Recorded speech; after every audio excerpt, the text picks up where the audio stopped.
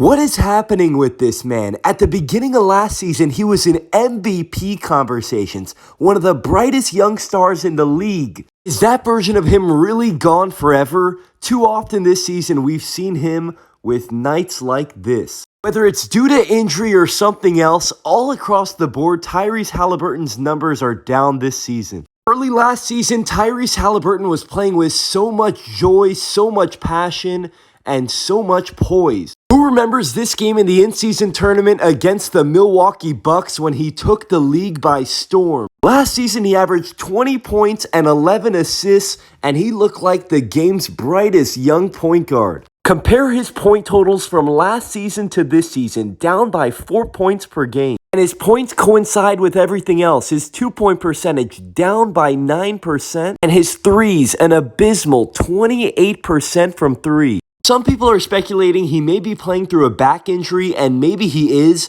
but he just seems so timid this season. A possession like this, Haliburton can probe into the paint and make a play, but instead he decides to bring it back out. Some of the problems he's dealing with are not even his own. So many possessions like this happen where Haliburton ends up just ball watching as Benedict Mathurin and Pascal Siakam try to do their thing. Another thing that becomes noticeable when you watch him play, the scouting report with him this season has shifted a lot. This play right here was his bread and butter last season.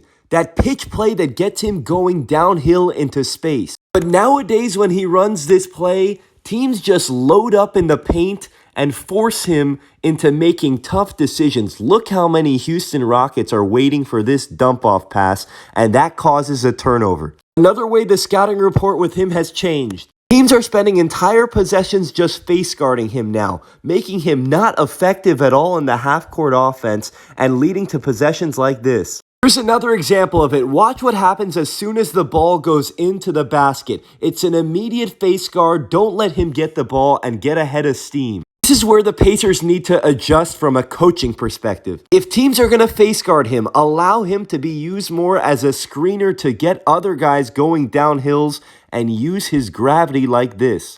For rare occasions where his defender doesn't set up the face guard right away, good things happen like this. Haliburton going downhill and making a play for somebody else. Remember, he led the #1 offensive pace last season. These are the 15 games so far he's played this season. Check out the point totals on the right. So far this season, in 15 games played, he has 4 games where he doesn't even score in double figures. Last season, he had only 6 of those instances in 69 games. He still has that capability of nights like this against the Knicks when he had 34 points, 14 assists. He still is capable of greatness. Too often times this season we're left with nights like this. Maybe it was the hamstring injury. Maybe it was Team USA hurting his confidence. But whatever it is, the Pacers are 6-9 now, and the reason that they are not doing well besides injuries is their star is not playing like it. And if he can't fix what's going on with him soon, Rick Carlisle might have some serious difficult decisions to make with his minutes. A few final points to make. Let's not forget, Tyrese Haliburton and the Pacers agreed to a max contract extension worth 5 years and $260 million. This is the first year of that contract extension. He is making too much money to not perform at a star level. And now when we revisit the trade from a few years back, do we still view it as a win-win? Personally, I'm still a believer in Haliburton. I think he's going to figure it out.